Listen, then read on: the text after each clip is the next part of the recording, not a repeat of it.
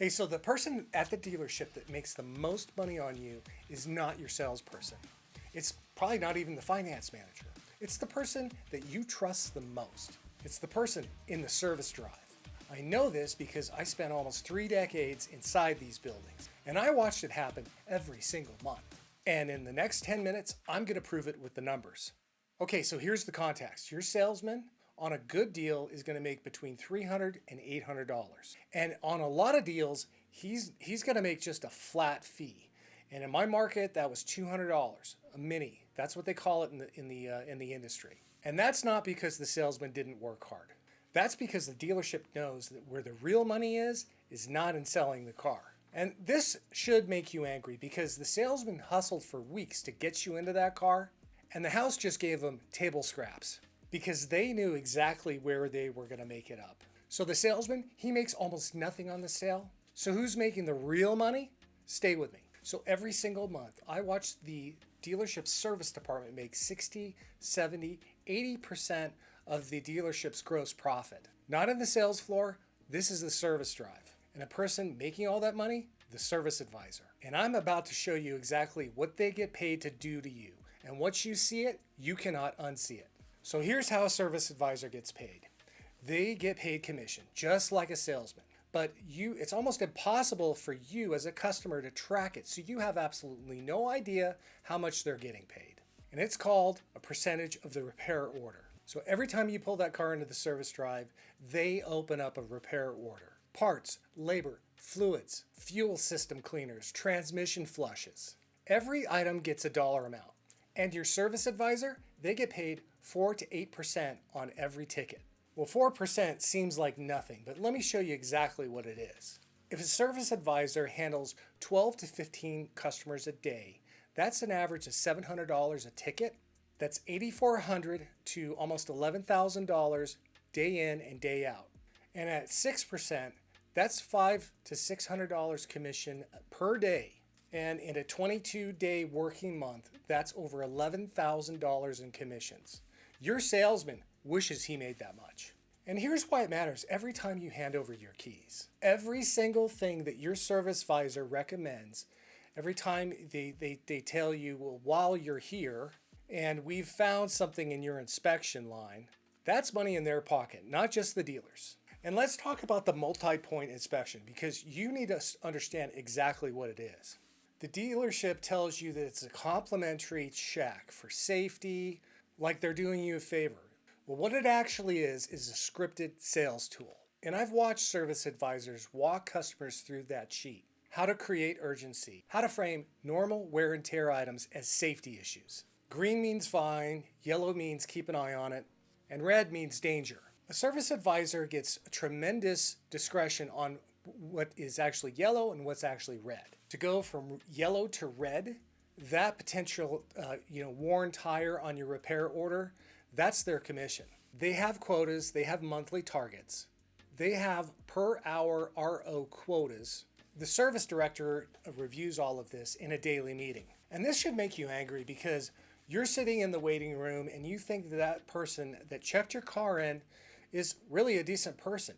Well, they probably are, but they actually have sales goals that they need to meet by this Thursday. Here's your defense, the one question that cuts through the entire inspection. So when they're walking you through that sheet, you need to ask them, is this required by the manufacturer to maintain my warranty? If the answer is no, most flagged items, it will be no, and you say, I appreciate the heads up, but let's focus on the required services today.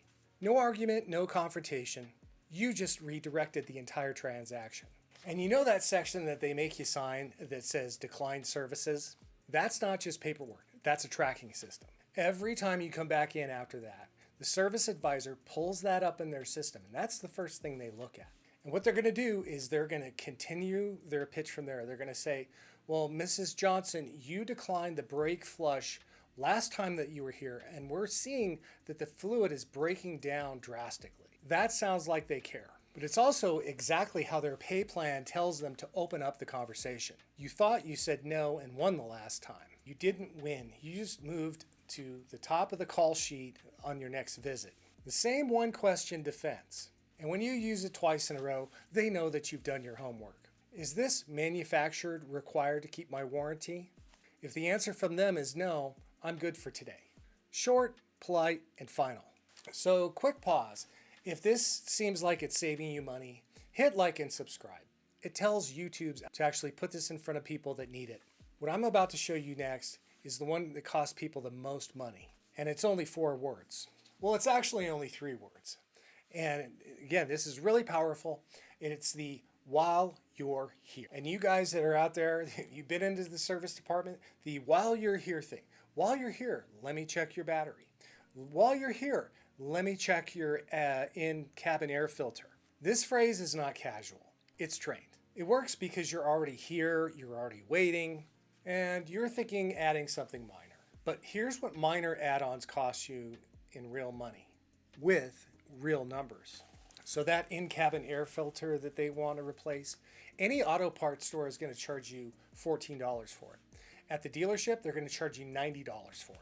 Plus $40 to remove the plastic and put it in place. It takes them about 30 seconds. $130 on a $14 part. That is not a mistake. That is a business model. So write this down. The one question that ends the upsell pretty much 70% of the time. Every time you hear while you're here, pause and ask, what's the total cost of parts and labor? I'd like to see that before we proceed. And I need to get that in writing before you start. And when they have to put the number on paper before they start, the sale gets a whole lot harder. And willingness to walk is total immunity anywhere you go in the dealership. Now, I want to be clear. Not every service advisor is out to get you. Some of them are good people that genuinely believe in the services that they're recommending. But their pay plan creates a conflict of interest. And you need to account for that regardless of their intentions. And here's the dentist's or doctor's analogy, that may change how you think about this forever. So you go to a dentist and he's recommending a procedure for you that is going to cost a lot of money. And because you're not a dentist, you don't know one way or the other. Same way with your car. So, whether it's a doctor or dentist, whatever, you're always going to go for a second opinion because you don't know. And it's the same principle here. A car dealership is not 2 separate businesses, a sales department and a service department. It is one business. And that business is to maximize the amount of profit that they get for the life of your vehicle. The salesman gets you in cheaply, and that's so the service department can make it up on the other side. This is not a conspiracy. But this is how the pay plan was designed for these people, and they've been running it for decades. And that kind of should make you angry, not because the people inside that building are villains, but because you were never supposed to know about this. This information that I'm giving you was not hidden by accident. Knowledge is the only defense that works every single time. Willingness to walk is total immunity.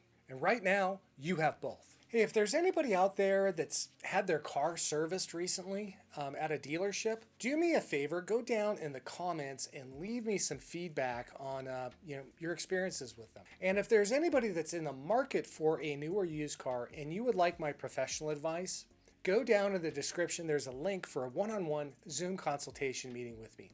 Or better yet, just use your cell phone.